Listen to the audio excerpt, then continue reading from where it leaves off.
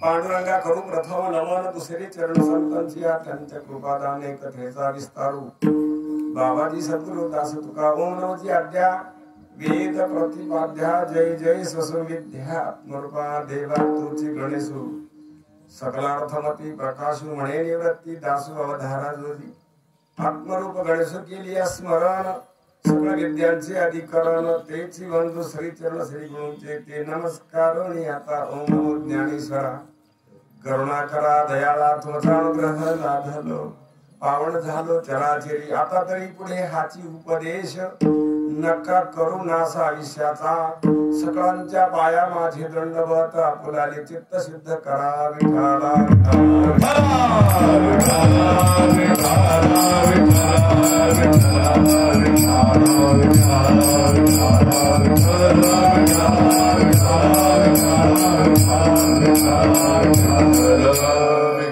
आता तरी पुढे हाची उपदेश नका करू नास आयुष्याचा सकळांच्या पाया माझे दंडवत आपुलाले चित्त सिद्ध करा असो सेवेसाठी निवडलेला अभंग सकल संत श्रेष्ठ विश्वबंधने जगद्गुरु तुकोबाराय यांचा हा 4 कडव्याचा 4 चरणाचा अभंग आहे।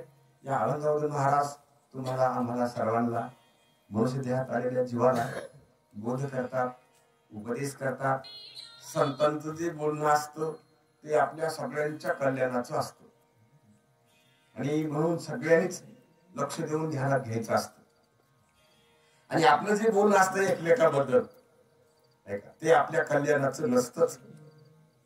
आपल्या एकमेकाच्या बोलण्यानं कुणाचं कल्याण झालं नाही होत नाही पुढे सुद्धा होणार नाही। आपल्या आईचं जे आपल्याबद्दल बोलणं आहे आतापर्यंत त्याच्यानं सुद्धा आपलं कल्याण होत नाही शक्यच नाही। कोणाच्या तरी आईला वाटतं की माझ्या लेकराचं वाईट व्हावं म्हणून वाटतं का बोलत जायचं पुढं कोणाच्या आईला वाटतं का की आपल्या लेकराचं कसं व्हावं म्हणून का चांगलंच व्हावं वाटतं कसं व्हावं वाटतं चांगलं होतं का व्हायचं कसं होतं किंवा आशीर्वाद नाही का आईचा काय आशीर्वाद नाही का त्या बोलण्यानं कल्याण होतच नसतं जीवाचं कारण ते बोलणं जीवाचं आहे। कुणाचं बोलणं आहे ते आणि आपल्याला कुणाचं बोलणं लागतंय संतांचं।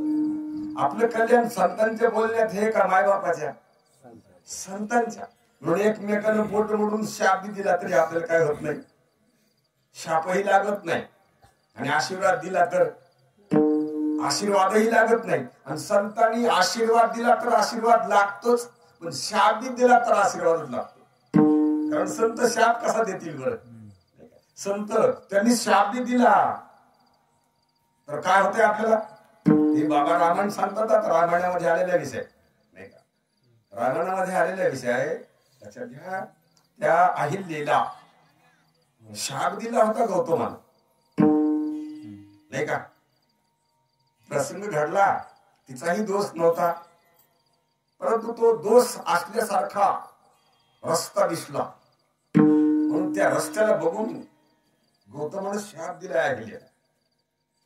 आणि शाप दिल्याच्या नंतर उशाप मागितलाय आलेन. उशाप मागितल्यानंतर गौतमानं उशापही दिला. दिल्यानंतर त्या उशापाची जेव्हा वेळ आली तेव्हा रामचंद्र प्रभूच्या चरणाच्या धुळीच्या स्पर्शानं कणानं अहिल्या काय झाली, उठून उभा राहिली. उठून उभा राहिल्याबरोबर त्या अहिल्यानं मालकाचं नाव घेतलंय. कुणाचं? आजही रामचंद्र प्रभूचं दर्शन झाले, त्याच्याही अगोदर इंद्राचं नाव घेतलंय. ज्यानं व्याभिचार केला होता त्याचं नाव पहिल्यांदा घेतलंय अहिल्यानं.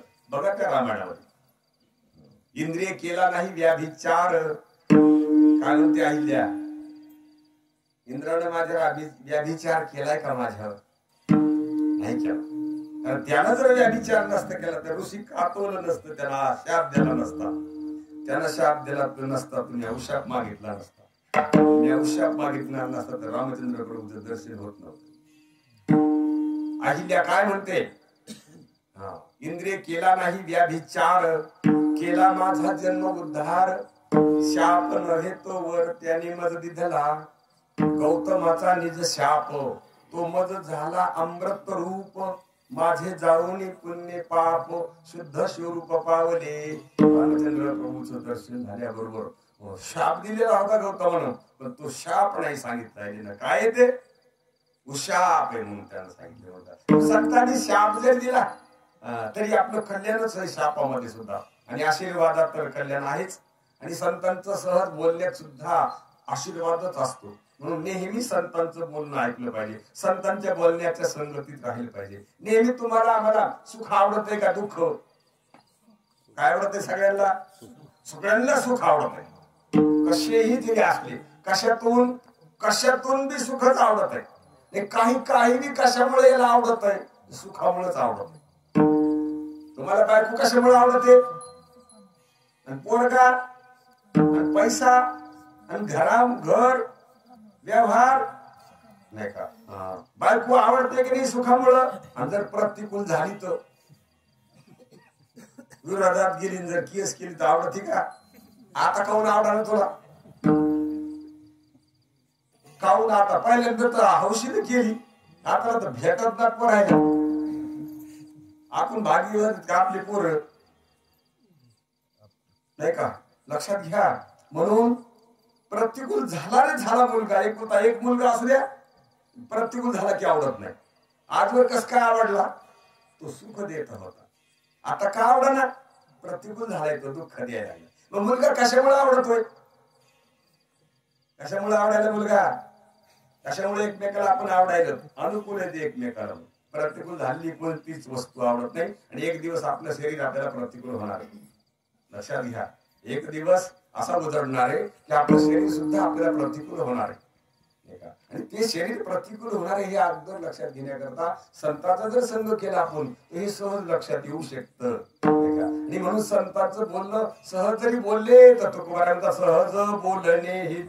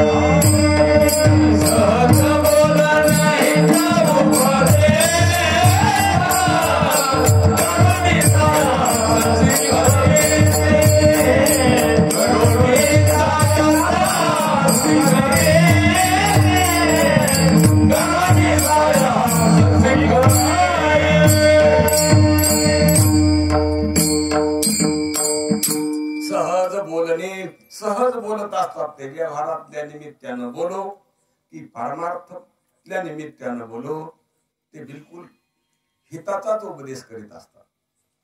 आणि आपली प्रयत्न करून बी काही बोलत असले तर त्याच्यामध्ये आपलं हित नसतं. म्हणून काही एकमेकाचं ऐकून घ्यायचं नसतं का? ऐकून घ्यायचं असतं, कारण ते व्यवहाराकरता असतंय. म्हणून व्यवहाराकरता ते ऐकावं लागत असतंय. त्याच्यानं सुखही होत नाही, ते परमात्मा प्राप्ती त्यानं होतही नाही. आणि परमात्मा प्राप्ती करता आपण सदैव भजन करतो, नेहमी सप्ताह चालू आहेत, आयुष्यभर परमार्थही करतो, आपण कर्म करतो, उपासना करतो, नाही का? नेहमी संतांच्या संगतीमध्ये आहे.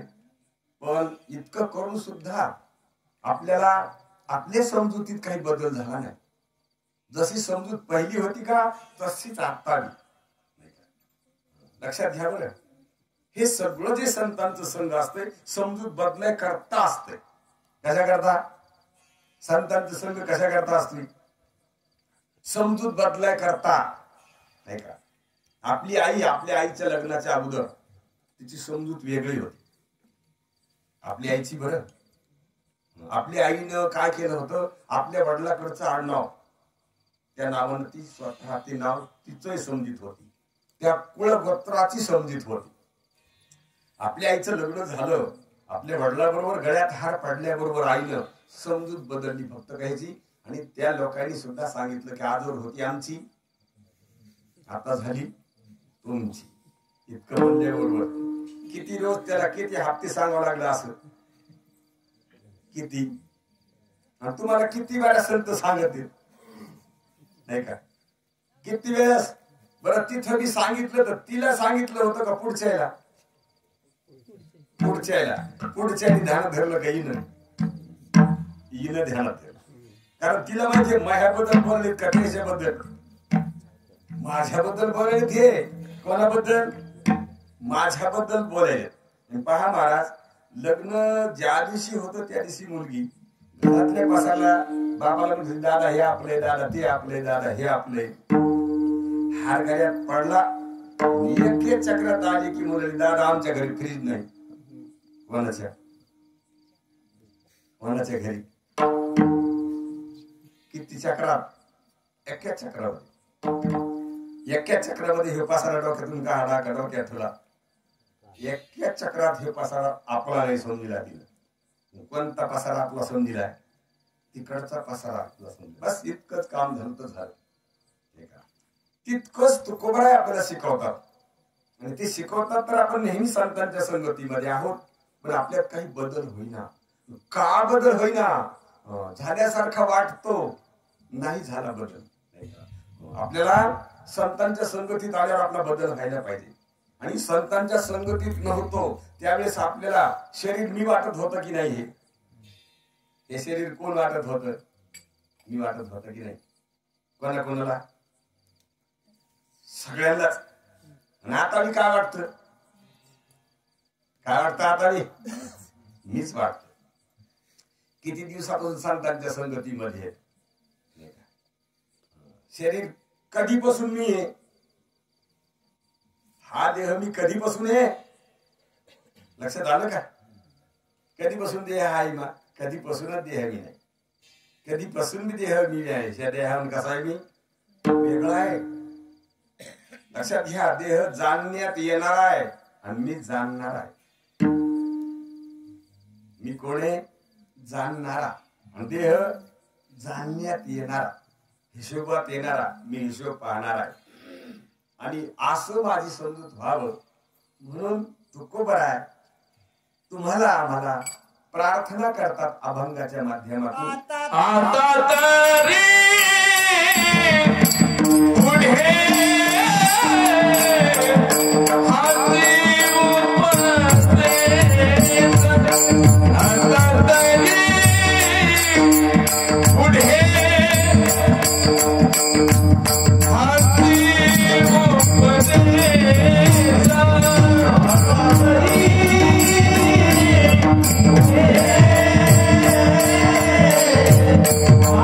Oh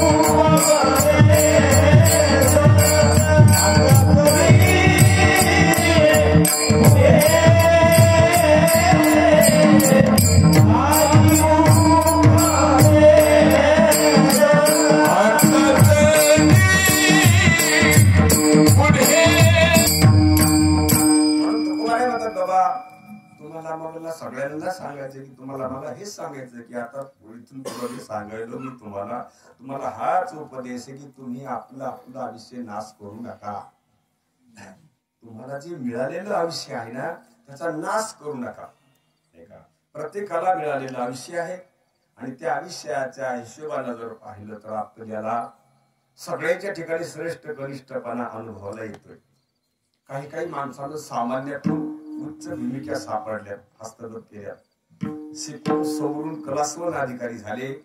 काही माणसं रोजगार करते 400-200 रुपयावर, 1000-500 रुपयावर. पण काही क्लासवन अधिकारी लाखो रुपये रोज कमावतात. जे बुद्धीच्या विकासावर गेले डॉक्टर लोक, मेंदूचं ऑपरेशन करणारे काय रोज पाडीत असते. ते वकील आहेत मोठमोठाले, जज आहेत, इंजिनियर आहेत, फार मोठ्या अधिकारावर जे येतं तर ते माणसंच येतं. पण त्या माणसामध्ये काय शक्ती आहे नाही का. आणि काही फार सामान्य, काहीच्या जीवनात तर काही तथ्य नाही का. मग आता अशी जे आपल्याला पाहायला मिळतात याच्यातलं कोणाचं आयुष्य उपयोगात आलेलं वाटतं आपल्याला, कोणाचं आलं असेल नाही का. जे क्लास 1 अधिकारी त्याचं आयुष्य उपयोगात आलंय का, जे सामान्य त्यांचं आयुष्य उपयोगात आले. कोणाच्या आयुष्याचा नाश व्हायला लागलाय, कोणाचं आयुष्य उपयोगात आलं. तुकाराम महाराजांची सूचना आहे आपल्याला, तुम्ही आपल्या आयुष्याचा काय करू नका, नाश करू नका. आता नाश होतोय कशानं आणि होत नाही कशानं नाश होत असेल, कशानं होत नसेल नाही का. नाश तर व्हायला येत ना. सगळ्यांचे आयुष्य चालेच काही नाही निघून. संतांचं सुद्धा म्हणणं तुमच्याकडं बोट करतात ते. तुकोबाराय नाथ महाराज काय सांगतात, नामदेवराय काय सांगतात बाबा, आयुष्य जात आहे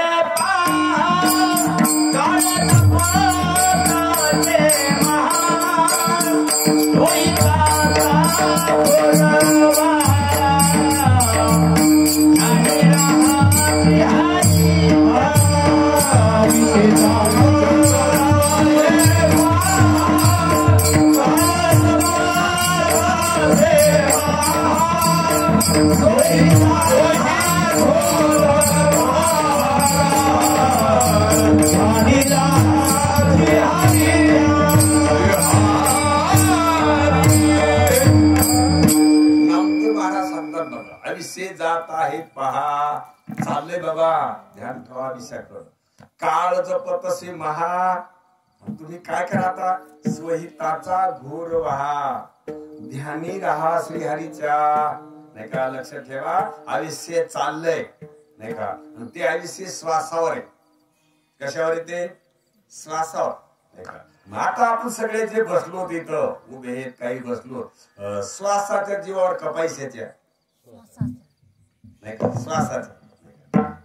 आणि श्वासाकडे ध्यान का पैशाकडे. ध्यानात पैसा आहे का श्वास, पैसा. पैशामुळे श्वास का श्वासामुळे पैसा. श्वासाकडे ध्यान राहा का पैशाकडे, कशाकडे ध्यान राहा. उद्याचं कीर्तन ऐकूच का आपण सांगतायत. कशाच्या झोकावर येत आपली वरात, कशावर वाऱ्यावर वरात. हे आता कोणाची, सगळ्यांचीच नाही का. श्वासाकडे लक्ष ठेवा. आणि ते श्वास आता माग किती आहेत माहितीये का तुम्हाला. जमीन किती आहे नाही का, जमीन किती आहे, 3 एकर. एकरची पटकन सांगता आली. श्वास किती राहिली माग आता, त्यालाच का सगळ्यालाच, सगळ्यालाच सांगता येत नाही. तुमच्या घरी पैसे किती असतील आता सध्या, आम्ही मागत नाही तो तुम्हाला. ती वस्तू काही उघडी पडू द्यासारखी नसती नाही का. म्हणून कोणीच उघडी पडू देत नाही, त्यालाच काय म्हणायचं नाही का. म्हणून पैसे आपण कोणाच्या तरी नजरात येऊ देतो का, मोजित नाहीत का, ध्यानात राहत नसते, सांगत नसते का, जवळ नसते. पण पटकन नाही जरी सांगता तरी तुमच्या मनात माहिती येत ना किती येत नाही का. आम्हाला जरी माहित नसलं, सांगत बी नसली, तुम्हाला तर माहिती येत ना. मग श्वास माहिती येत का माग किती येत. मग जे महत्वाचं ते माहिती आहे का, जे महत्वाचं नाही ते माहिती.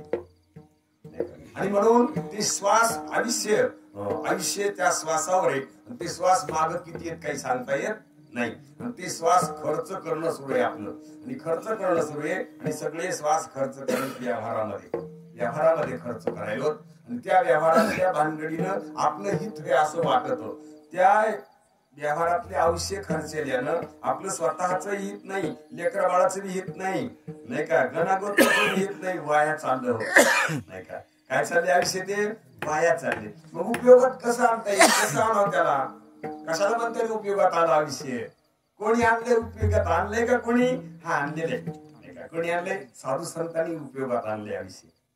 आयुष्य काय केले संतांनी, उपयोगात आणले, आपण नाही आणलं, संतांनी मात्र उपयोगात आणलेले नाही का. म्हणून संतांना सांगायचे आपल्याला की बाबा तुम्ही काय करा, पैशाला जपावं का आयुष्याला, आयुष्याला जपा.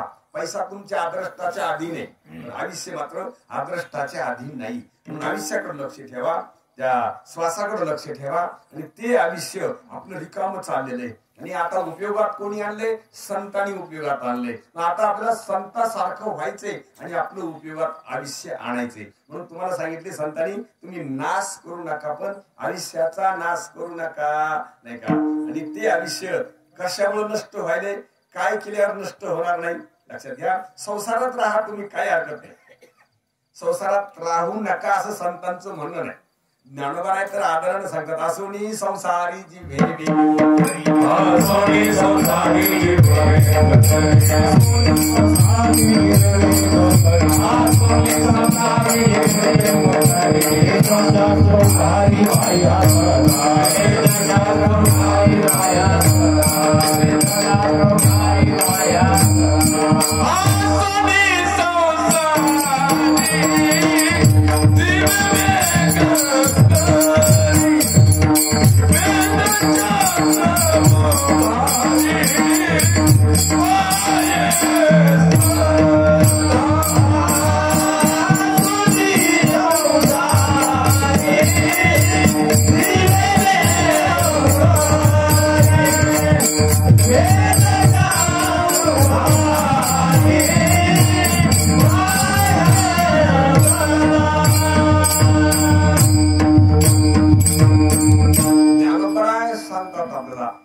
संसारी फक्त जिव्हे वेगू करे, जिव्हेनं तू देवाचं नाव घेत जा.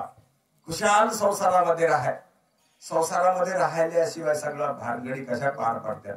चारीही आश्रमाचा झोक सगळा संसारी लोकांवरच आहे.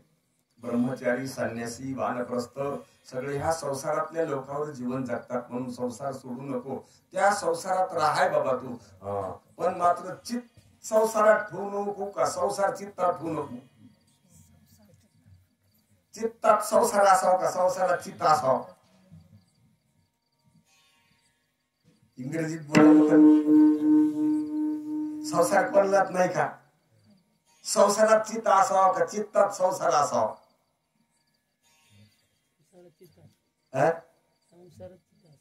मग काय राहिले खाली संसारात चित्त म्हणल्यावर. बरोबर, हा महाराज बरोबर उत्तर दिलं. उत्तर दिलंच पाहिजे कसं बी असलं तरी, कारण सुधरून निघत असते सगळे. एकट्याच्या उत्तराने सगळ्याचे प्रश्न सुटत असतात नाही का. चित्त संसारात असावं. आमचे महाराज सांगत असतात, तुम्हाला एक सोपा दृष्टांत सांगतो याच्याबद्दल, पटकन कोणी बी उत्तर राहील याच्यात नाही का. नाव पाण्यात असावं का, पाण्यात नाव असावं. असुनी नसावी, नसुनी असावी, भजन करावे. काय सांगायलो